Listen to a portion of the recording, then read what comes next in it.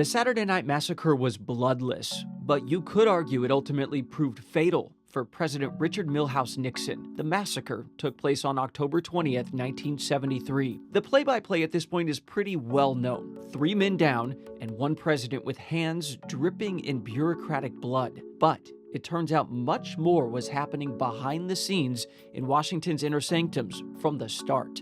This history comes primarily from accounts in the Washington Post, Political Magazine, and Slow Burn podcast. On May 18th, Archibald Cox was hired as special prosecutor to investigate what was then called the Watergate affair. He was respected around town, having served as Solicitor General under JFK and LBJ. Cox and Nixon locked horns shortly thereafter, July 23rd, when the prosecutor subpoenaed recordings Nixon had made in the Oval Office. The president refused to cooperate and invoked executive privilege. But on October 12th, a federal appeals court ruled against Nixon and said he had to comply. 3 days later, Nixon tried to broker a deal.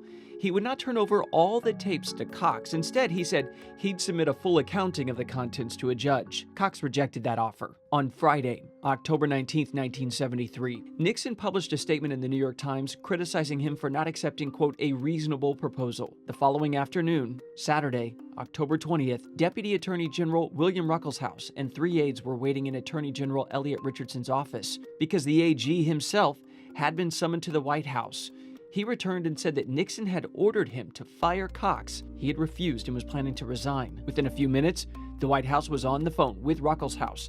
The chief of staff gave the deputy AG the same marching orders: take out Cox. But Ruckelshaus recalled later, quote, he was just insistent that it was my responsibility to carry this out. And I said, not if I think he's fundamentally wrong, which I do. Then my obligation is higher than just him. At that moment, the second man was down. Robert Bork, the Solicitor General at the time, stood next in line, and he ended up dismissing Cox. The reason for firing him was facing down the president in national television. And then immediately, this massacre turned Watergate from scandal to crisis.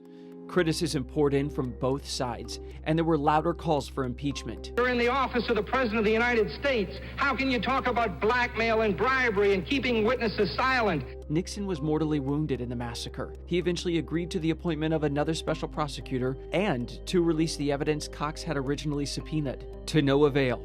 After the Saturday Night Massacre, legendary UPI reporter Helen Thomas recalled, Nixon was a dead man walking.